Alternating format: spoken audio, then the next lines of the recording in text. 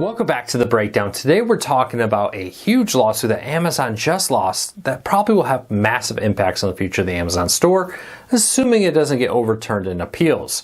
Now, quick rundown, Amazon has lost a lawsuit that says that basically Amazon is now liable for third-party sellers and the products they sell on Amazon.com. Amazon for a long time has argued that they're just a facilitator, that if there's a problem, a defective product, and more, and there's ever any legal issues, that seller is the one responsible for them, not Amazon. There is a lot of protections for companies who are third-party sellers, Craigslist and eBay and more, which basically facilitate the help of people who have products to sell and people who have the desire to buy them. And now that law is being challenged when it comes to Amazon. So we'll break that all down and more here in a minute and let you know why this is probably going to result, if it gets completely held up, and maybe a lot of products are being removed from Amazon or it becoming a lot more difficult to sell on Amazon. So let's break this all down. But first, if you're new here, hit that subscribe button, hit that thumbs up. It really does help us because it lets YouTube know you enjoy what we do here. And hopefully we can help you learn something new. All right, so diving into this. This lawsuit in California was brought by a man who basically argued that he bought a defective product from Amazon, and when it came to get and take care of, the seller wasn't helpful, Amazon wasn't helpful. Now, Amazon's argument was it is the seller's responsibility and you have to go after the seller. Now, as with many things, people want to go after the big dog, right? It's a lot easier to go after Amazon than maybe some independent person. I actually sold a lot on Amazon when I was in college. I helped pay my way through college by buying and selling video games on the side, and often some of those games would end up on Amazon. Now, though, it's a lot different. It's a lot more difficult. And the issue comes here because you're saying, but Luke, I can buy from third-party sellers on eBay and Craigslist and all these other websites. And Etsy. Etsy is pretty much a website 100% dedicated to that. But why is Amazon different? Well, the thing here is Amazon sells their own products. Probably, I've heard reports that a majority of the products sold on Amazon do come fulfilled from Amazon. Their Amazon products have been purchased and sold through Amazon. Now, you can see that they are not necessarily a product sold by Amazon in the listing, but it's often a very small segment. It's something that is argued that wasn't big enough to really define it separate from the Amazon listed and sold products. And there's the difference. The argument here is when you're on Craigslist, when you're on eBay, when you're on Etsy, that you're pretty much assured that this is not actually sold by Etsy. You're just a marketplace where you're meeting and buying things from other people. So why is this such an important ruling? Well, for one, of course, it opens up the door to Amazon facing a lot of lawsuits over products that were sold on their website but were defective and more, counterfeits and other things. And there's the crutch. So Amazon is a business, right? They're not going to be selling things if they think that there's an undue risk to them as a corporation by selling them. Which may mean a lot of smaller sellers, like I was, maybe out in the cold. Amazon could do a whole bunch of things here. Number one, they could stop selling all third-party products, with the majority of products sold on Amazon coming from Amazon, not completely out of the realm of possibilities. Two, which I think this one's probably more likely, it'd be a lot harder to sell on Amazon. A couple things. A, they may wipe out whole categories of products that they deem as potentially risky or too risky for them to bother with.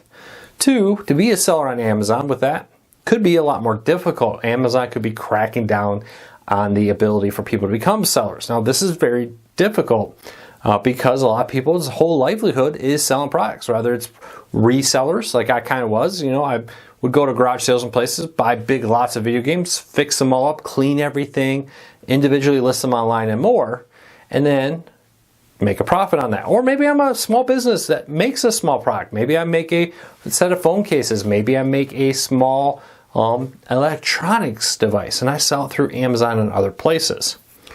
Suddenly I may be out the door. Now, Amazon is definitely going to be continuing to work with people like the big manufacturers of Sony, TCL, and more, who produce these big massive ones because they got big relationships with them. But it's the you and me, the mom and pop shop, the pawn shop down there that also sells on eBay or Amazon. The video game dealer, the little independent company that does it. Maybe it's just a mom and pop manufacturing place selling pillows, blankets, whatever it may be. It's probably going to become a lot harder to do that. So what does that mean for you and the end consumer? It may mean less competition out there. One of the things that third-party sellers do is they do drive down the price. Now, when I sold video games on Amazon, I would often look at what all the current pricing for that game was. And, if I thought I had a like condition, I would try to be $1 or so cheaper to get it sold quickly. So, of course, when you're selling used goods, there's, is it a perfect condition, good condition, great condition, bad condition, etc. That's how I consider it.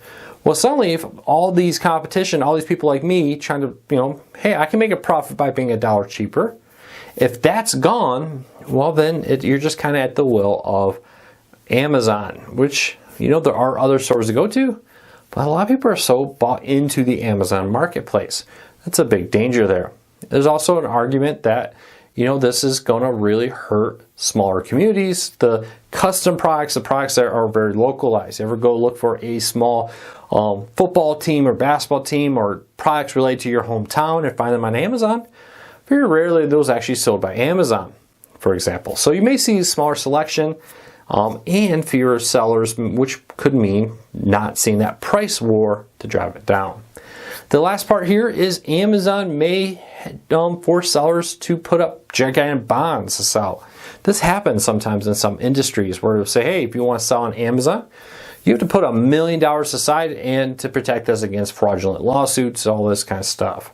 Again, that could push out a lot of smaller sellers. So we'll see what happens. Now, is this lawsuit right or wrong?